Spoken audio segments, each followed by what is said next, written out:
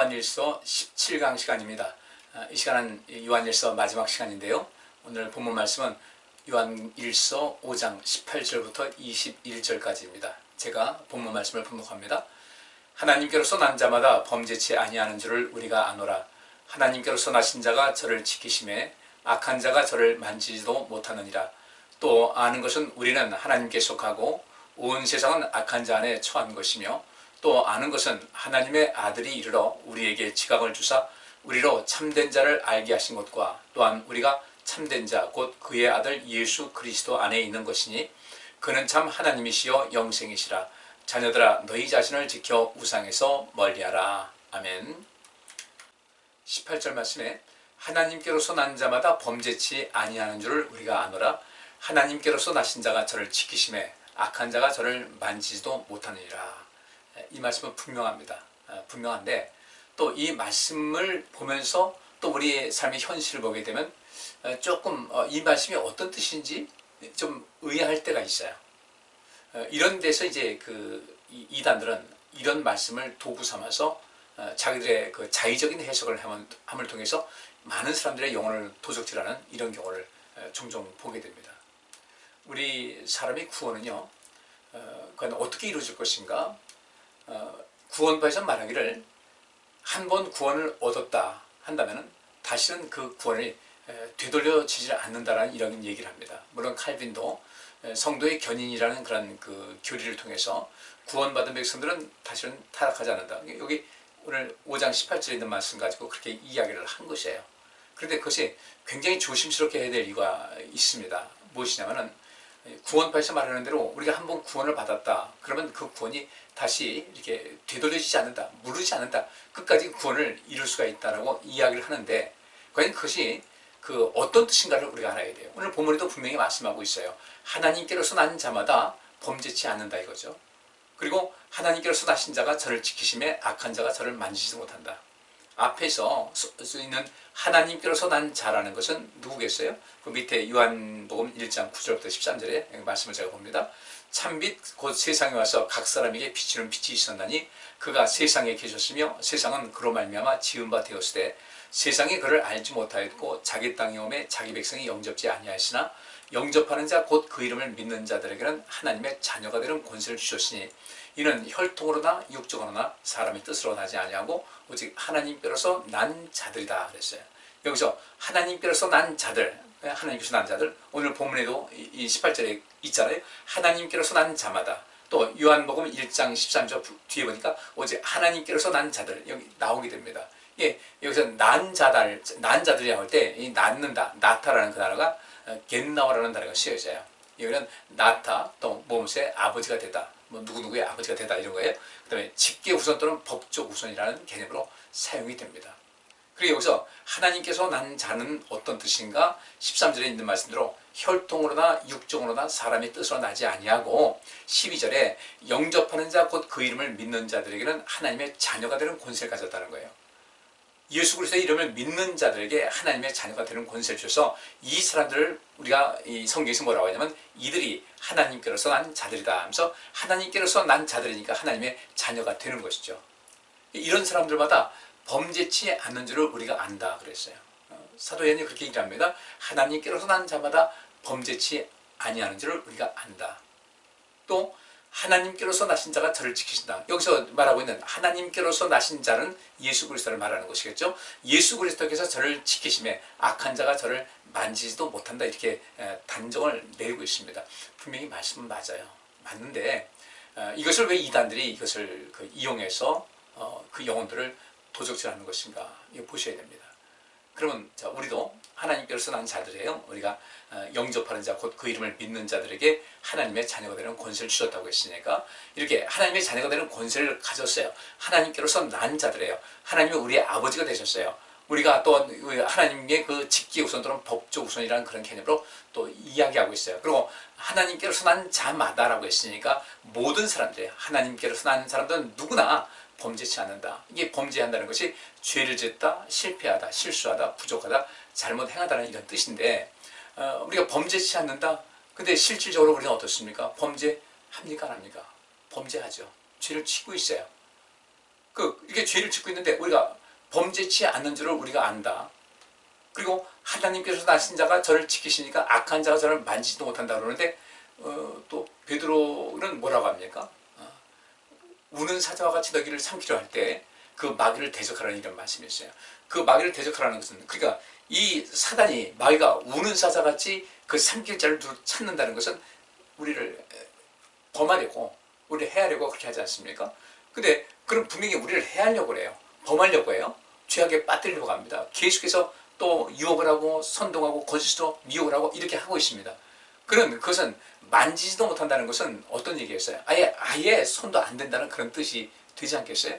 근데 과연 우리의 실제 상황 속에서 우리가 항상 죄를 범하지도 않는다? 또 악한 자가 우리를 만지지 못한다? 사단은 우리를 계속 넘보고 있는데요. 그러니까 이 구원파에서는 이렇게 얘기를 합니다. 당신은 언제 구원받았습니까? 구원받은 확신이 있습니까? 나 구원받은 거 믿습니다. 언제 받았습니까? 몇 년, 몇 월, 며칠, 몇 시, 몇 분? 이것까지 따지면서 그런 확신이 없다 할 때는 구원받지 못한 것이라고 이야기를 해요. 그리고 뭐라고 하냐면 여기 이 말씀을 또 이용하면서 그렇게 하는 것이죠. 하나님께로서 난 자마다 그 하나님께로서 난 자는 여기 요한복음 1장 12절 말씀대로 영접하는 자 곧 그 이름을 믿는 자들에게는 하나님의 자녀가 되는 권세를 주셨다고 하는 그것, 하나님께로서 난 자, 하나님의 자녀가 된 사람들마다 범죄치 않는다. 이 범죄치 않는다는 것을 뭐라고 얘기하냐면 어떤 죄를 지어도 상관이 없다. 이런 이야기를 해요. 그 다음에 이제 그 요한일서 5장 16절부터 17절 오늘 본문 말씀 앞서 있는 이런 말씀이 있어요. 누구든지 형제가 사망에 이르지 아니한 죄 범하는 것을 보거든 구하라. 그러면 사망에 이르지 아니하는 범죄자들을 위하여 저에게 생명을 주시리라. 사망에 이르는 죄가 있으니 이에 대하여 나는 구하라 하지 않노라. 모든 불의가 죄로 돼 사망에 이르지 아니하는 죄도 있다. 이렇게 이야기를 합니다. 그러면서 그들은 어떤 방식으로 하는가? 우리가 한번 구원받았기 때문에 우리 절대로 이렇게 다시는 멸망에 빠질 일이 없다. 하나님의 그 죄로 인한 심판에 갈 리가 없다는 것이죠. 사망에 이르지 아니한 죄 범하는 것을 모든 구하라. 사망에 이르지 아니하는 범죄들을 위하여 저에게 생명을 주시라 하면서 사망에 이르는 죄도 있고 사망에 이르지 않는 죄도 있다고 그러는데 여기 있는 말씀에 사망에 이르는 죄든 사망에 이르지 아니한 죄든 여기 17절 말씀이니까 모든 불의가 죄라고 이야기를 하고 있는 거예요. 그럼 여기서 사망에 이르는 죄는 무엇이고 사망에 이르지 않는 죄는 무엇인가? 지난주에 이렇게 말씀 봤지만 여기서 우리가 회개와 죄사함이라는 그런 개념이 들어가게 되는 거죠. 그러면 우리가 18절에 있는 말씀대로 하나님께로서 난 자마다 범죄치 않는 줄을 우리가 안다는 것은 이 범죄치 않는다, 그 죄를 지었지만 그 죄에 저촉되지 않는다는 거예요. 자, 우리 하나님께서 이사야 선지자를 통해서 말씀하셨습니다. 오라 나와 변론하자. 하도 이 이스라엘 백성들이 하나님을 향해서 이러쿵저러쿵 원망을 하고 하나님을 가까이 하지 않으니까 하나님께서는 그들을 어쨌든 살리기 위해서 나와서 나와 함께 이야기 좀 나누자는 거죠. 그러면서 그들이 만약에 죄를 뉘우치고 깨닫고 그 다음에 그것을 하나님께 고백을 하고 회개하고 죄사함을 받게 되면 다시는 그 죄를 기억하지도 않는다고 하나님께서 말씀을 하셨단 말이죠. 로마서에서 나오고 있는 그 칭의라는 개념 있지 않습니까? 의롭다고 칭하신 거예요. 그럼 우리가 어떻게 해서 죄인인데 어떻게 의롭다고 칭 안 받겠습니까? 여기 있는 대로 하나님께로서 난 자마다 범죄치 않는다는 그런 개념. 분명히 우리 이 범죄라는 것이 항상 우리 삶 속에서 항상 붙어 다니는 거예요. 근데 우리가 어떻게 범죄치 않습니까?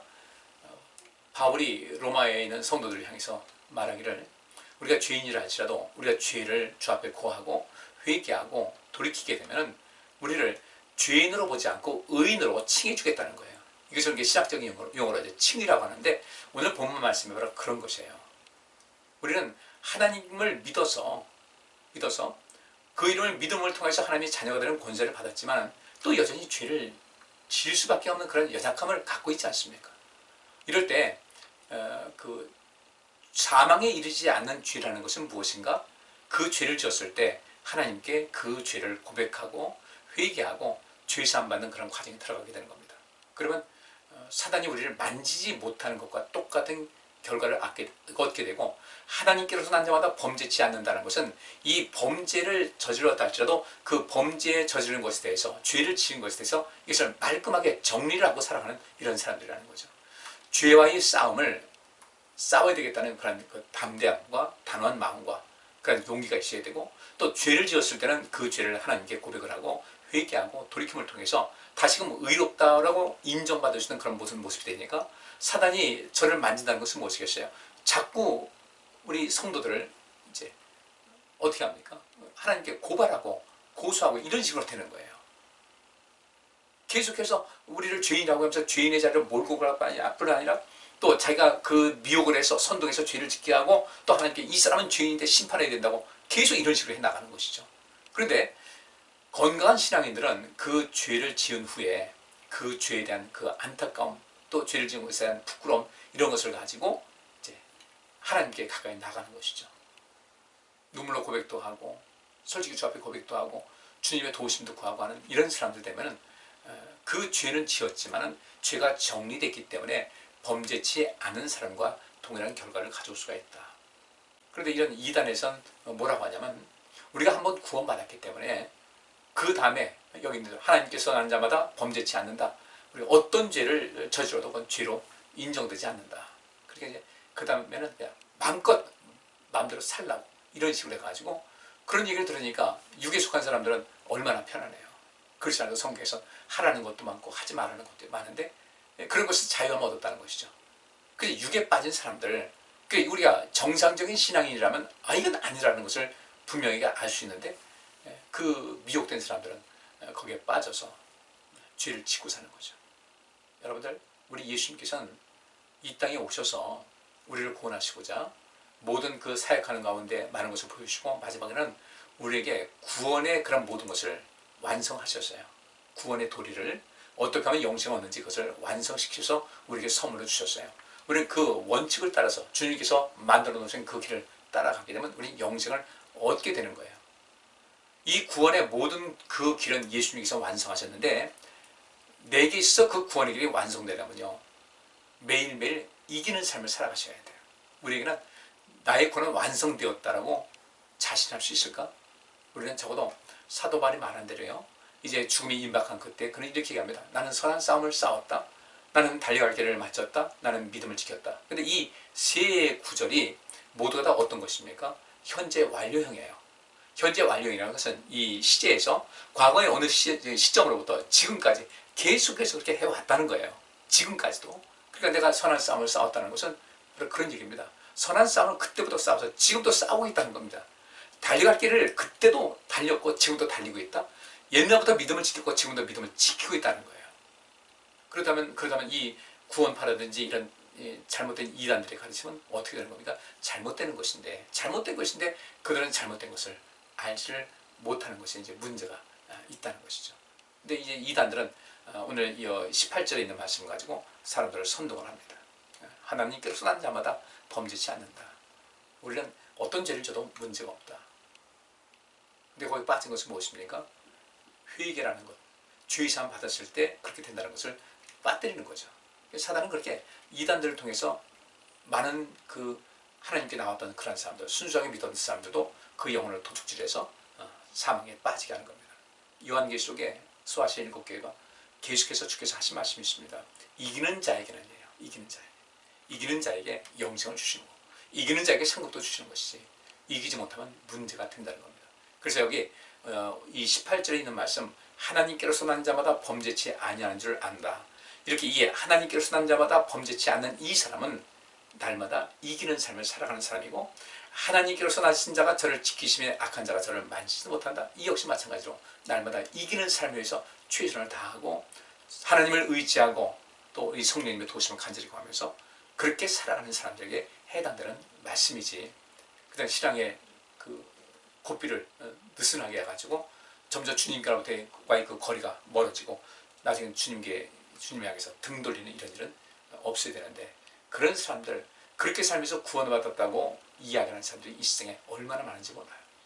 주님께서는 구원의 길을 확립해 주셨고 그 길을 마련해 주셨고 완성해 주셨지만 그 길을 걷고 한 것은 우리 자신 내게 달려있는 겁니다. 내가 그 길을 끊임없이 걸어서 주님의 나라에 들어갈 때까지 주님께서 나를 부르실 때까지 현재 완료의 그 과정에서 끝까지 그 길을 거는 사람들은 구원받는 것이고 중도에 포기한 사람들은 어쩔 수 없는 거예요. 그래서 이제 오늘 이 본문 말씀을 잘 이해를 하셔서 우리가 하나님께로서 난 자마다 하나님께서 난 자는 그 이름을 믿는 자들이거든요. 그 이름을 믿었으니까 나는 범죄와 상관이 없다. 난 범죄도 문제가 없다라는 이런 잘못된 이단에 빠지지 말고 우리의 믿음을 철저하게 지켜 나가야 될 줄 믿습니다. 그래서 이제 이 회개를 통한 죄사함의 은총을 받아야 되는데 요한일서 3장 8절 말씀하니까 죄를 짓는 자는 마귀에게 속하나니 마귀는 처음부터 범죄함이라 하나님의 아들이 나타나신 것은 마귀를 멸하려 하심이라.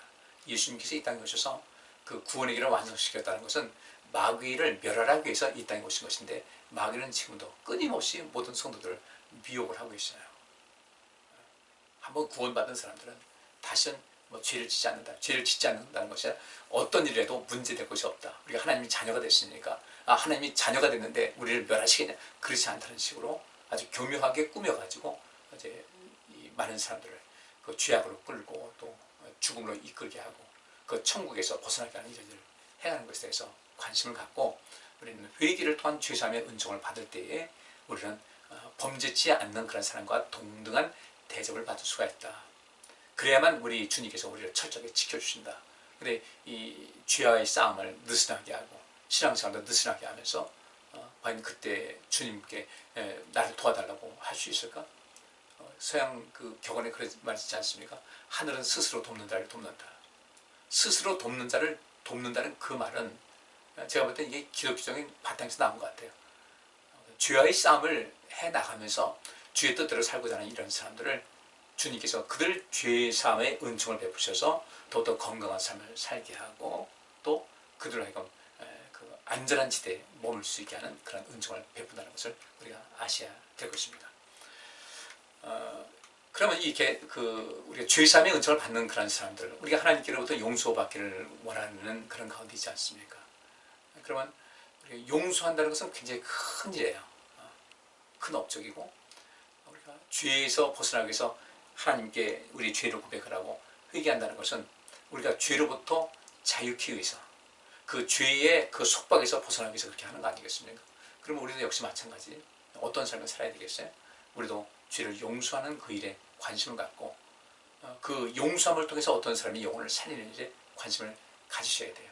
하나님께서 우리를 죄로부터 자유케 하신 것 같이 우리도 누군가의 삶 속에서 죄로부터 자유할 수 있도록 특별히 인간관계 속에서 그들에게 누군가에게 압박을 주지 말고 그들에게 진정한 자유를 줘서 하나님을 온전하게 섬길 수 있는 그런 그 삶을 창조해낼 수가 있어야 되겠다. 누가복음 17장 1절부터 4절 보니까요. 예수께서 제자들에게 이르시되 실족케 하는 것이 없을 수는 없으나 잊게 하는 자에게는 화로다. 저가 이 작은 자 중에 하나를 실족케 할진대 차라리 연자맷돌을 금옥에 메우고 바다에 던지는 것이 나으니라. 너희는 스스로 조심하라. 만일 내 형제가 죄를 범하거든 경계하고 회개하거든 용서하라. 만일 하루 7번이라도 내게 죄를 얻고 7번 내게 돌아와 내가 회개하노라 하거든 너는 용서하라 하시더라. 아멘. 죄사함의 원리도 이제 우리 인간관계에서도 이제 형성이 되는데요. 3절 말씀 보니까 너희는 스스로 조심하라. 만일 내 형제가 죄를 범하거든 경계하고 회개하거든 용서하라 이런 말씀이잖아요.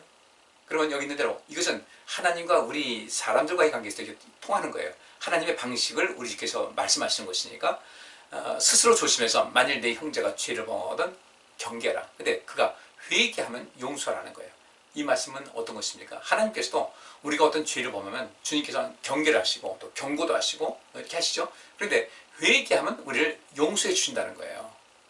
그리고 여기서 하나님께서 난 자마다 범죄치 않는다는 그런 얘기는 이렇게 하나님 앞에 나와서 자기의 죄를 고백을 하고 또 회개하는 이런 사람들은 하나님께서 용서해 주셔서 죄의 권세가 그를 더 이상 지배하지 못하도록 하신다는 것이죠. 죄의 권세가 우리를 건드리지 못해요. 우리 그 속에 자유함을 얻는 겁니다. 이것이 오늘 보면 첫 절에 나온 18절에 나온 그 하나님께서 난 자마다 범죄치 않는다는 그 얘기가 여기서 나오는 것이거든요. 그러니까 우리가 죄를 아주 범하지 않았다는 것이 아니라 죄를 범했으나 우리가 죄에 대해서 죄진 것에 애통해하고 슬퍼하고 하나님께 송구하고 부끄러움 알고 그래서 회개를 한다고 할 때 우리를 용서해 주신다는 것이죠. 그리고 그 방식이 어떤 것입니까? 4절 말씀에 만일 하루 7번이라도 내게 죄를 얻고 7번 내게 돌아와 내가 회개하노라 하거든 너는 용서하라 하시더라. 주님께서도 이렇게 하신다는 겁니다. 그러니까 우리가 계속해서 죄를 지울 수밖에 없는 이런 상황 속에서 죄를 졌다 할 때 죄를 고백하게 되면 이 속에서 우리가 자유함을 얻게 되는 거예요. 용서는 받으니까. 그래서 하나님께서 난 자마다 범죄치 않는다. 이 말씀이 있는 것이지, 이런 그 회개의 과정이 없이 난 한번 이미 구원받았으니까 나는 문제가 없다. 아닙니다. 구원은 완성되어지는 것이지 이미 완성되었다고 볼 수는 없는 거예요. 우리가 조심해서 살피셔야 우리 믿음이 흐트러지지 않고 온전하게 수가 있다는 것을 꼭 기억하시길 바랍니다. 그 다음에 이제 그 마지막 그 요한일서 결론을 보게 되면요, 19절부터 21절입니다. 또 아는 것은 우리는 하나님께 속하고 온 세상은 악한 자 안에 처한 것이며, 또 아는 것은 하나님의 아들이 이르러 우리에게 지각을 주사 우리로 참된 자를 알게 하신 것과, 또한 우리가 참된 자 곧 그의 아들 예수 그리스도 안에 있는 것이니 그는 참 하나님이시요 영생이시라. 자녀들아 너희 자신을 지켜 우상에서 멀리하라. 여기서 정말 중요한 것은요, 정말 마지막 그 결론은 그겁니다. 21절에 자녀들아 너희 자신을 지키라. 그래서 우상에서 멀리하라. 그 우상이 무엇이겠어요? 뭐 또 어떤 형상을 만들어 놓고 하는 것, 그것도 포함되지만은 이 거짓된 그런 그 사상과 거짓된 어떤 신앙관 이런 것을 가지고 사람들을 미혹을 할 때 그들을 절대로 따르지 말라는 거예요. 우리 자신을 지킬 줄 알아야 돼요.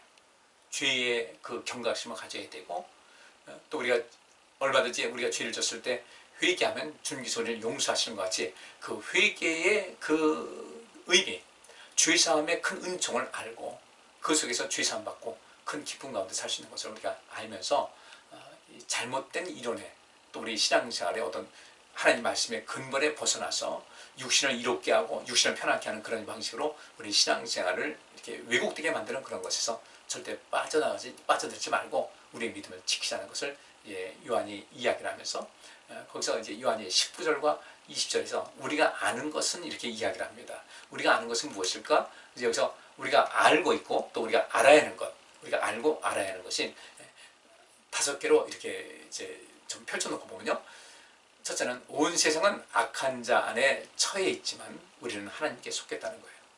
그러니까 악한 자 안에, 온 세상은 악한 자 안에 처해 있어요. 그러니까 이 악한 자 안에 처해 있다는 것은 무슨 얘기겠어요? 그 악한 자가 상당한 영향력을 행사하고 있는데 우리는 하나님께 속해 있다는 거예요. 그리고 18절에 있는 말씀대로 악한 자가 너희를 만지지도 못한다. 우리가 하나님께 속해 있으면, 그죠?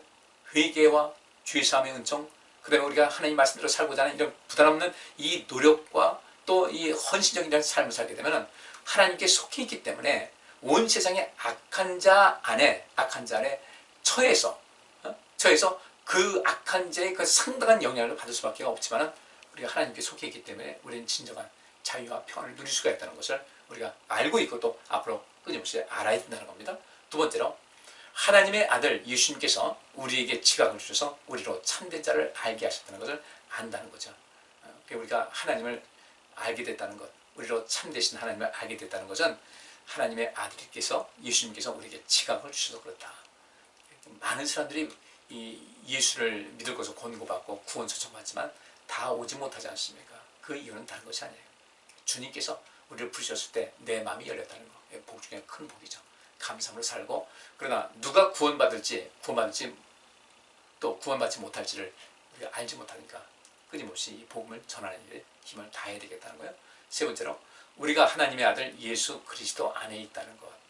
에베소서에 보면 예수 안에, 그리스도 안에 이런 말씀이 있는데, 그 예수님 안에, 그리스도 안에 있다는 것은 하나님은 우리의 방패시고 또 우리의 보호자시고 보호자 되시고 피난처 되시고 산성이시고 이런 모든 말 있는 말씀대로 우리는 그리스도 안에 있기 때문에 안전한 삶을 살아갈 수가 있다.